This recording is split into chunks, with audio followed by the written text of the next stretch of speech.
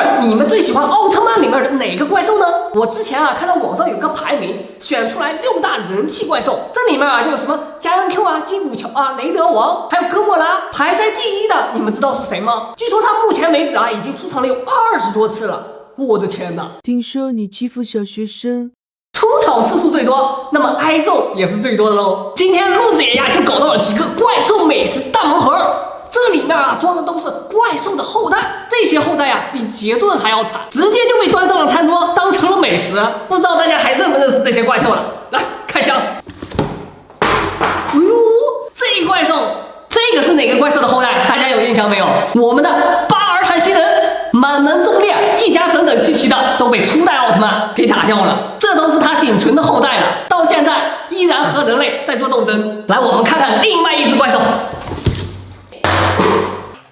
这是蜗牛还是田螺呢？怎么这么大？像田螺的怪兽，好像还是一个大 boss， 曾经在迪迦奥特曼里面把迪迦都变成了石像，超级厉害的一个角色。他的名字我就不说了，知道的小伙伴可以把他的名字打在评论区。接下来我们再看下一个，我们的巴尔坦星人呢？跑了，居然！不管了，下一个。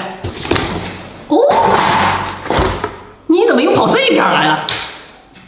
呀，这里面还有一个牛排牛怪兽，是哪个来着？这个我记得有好几个，好像有一个金牛座的怪兽出现在了雷欧奥特曼里面，它有2只大脚。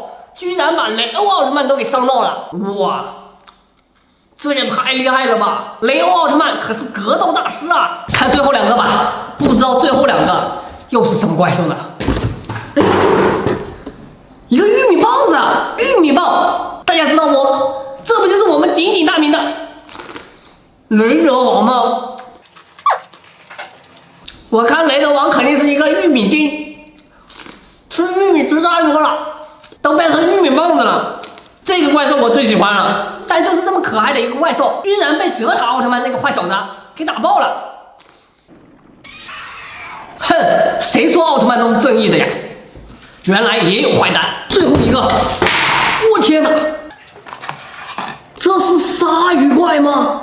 都僵硬了，下面还有牙齿啊！我的天哪，鲨鱼怪，奥特曼里面有这个东西吗？我只记得在铁甲小宝里面好像有个反派，就是鲨鱼怪。演艺人员的生命是脸蛋，鲨鱼的生命是牙齿。这个我可是一点印象都没有啊！小伙伴们有没有知道的？这长鼻子啊！不对，这不是鲨鱼，清道夫。人人得而诛之，害虫，不好吃，扔掉。